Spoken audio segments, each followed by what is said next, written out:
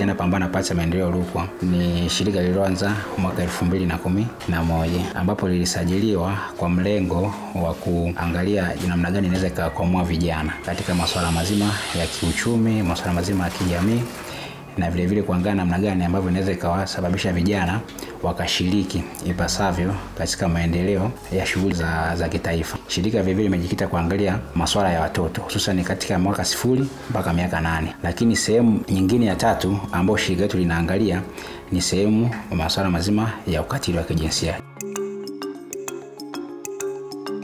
Kuna changamoto nyingi ambazo tunazipata.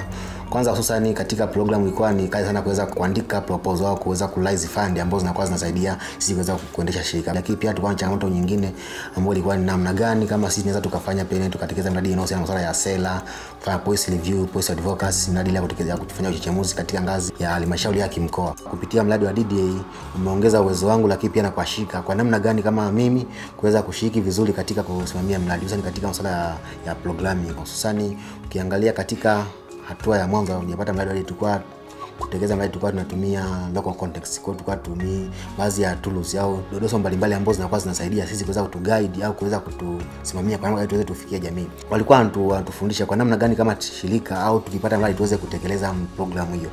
Kwa namna gani tuweze kuwashirikisha wadau wengi, kwa namna gani tuweze kutumia approach ambayo inakuwa inawafikia watu wengi.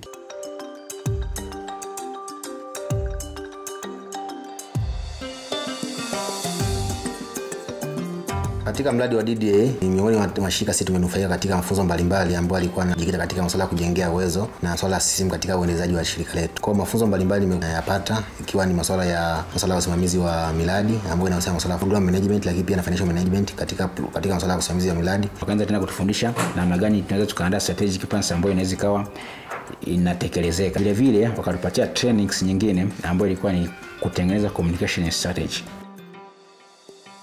Tulipata mafunzo ya QuickBook, software accounting, pia tulipata mafunzo ya financial management. Pia tukapewa jinsi ya kuzitengeneza financial manual.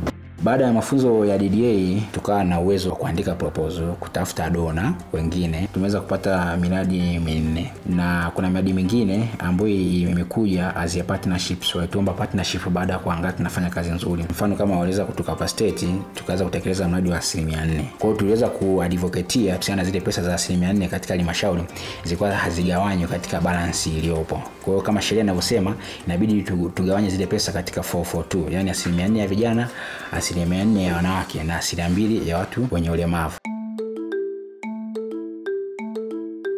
Kilifanyika kikao kwa ajili ya kujengea uwezo vijana, kutambua kwamba ziko 4% ambazo zinawahusu, lakini pia wanazipataje. Hapo ndipo ambapo nao tulishirikiana kwamba walituita kwenye vikao na sisi tunatoa utaratibu kwamba 4% kwa vijana ipo.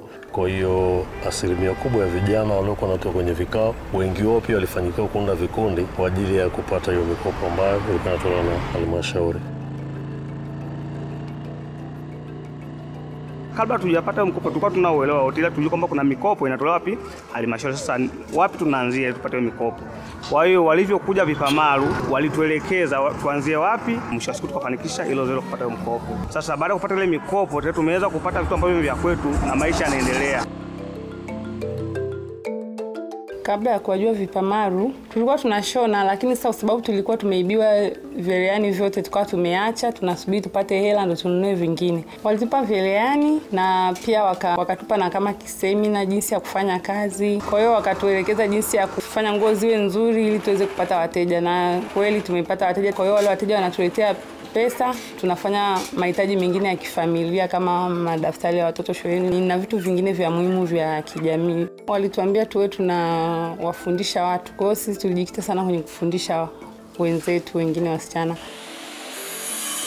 Mara nyingi tulikuwa na upungufu wa nyenzo za kutoboa vyuma, kutoboa mbao na nini. Kwa mfano unakuta mbao ni fupi, unaiongeza lazima utoboe zile bits. Baada ya kupata hivyo vifaa, vijana tumefanya kazi, zimeniongezea kipato. Nilichukua vijana nikasema vijana, hapana, sio vizuri kukaa nyumbani bila kufanya shughuli. Tumeungana kufanya kazi pamoja nikiwa kiongozi wao. Kupitia programu ya DDA sisi tunajivunia kwamba tumeweza kufikia jamii nyingi, hususan katika jamii ya mkoa wa Rukwa, hususan ni vijana ambao tunafanya nao kazi, lakini pia watoto na wanawake.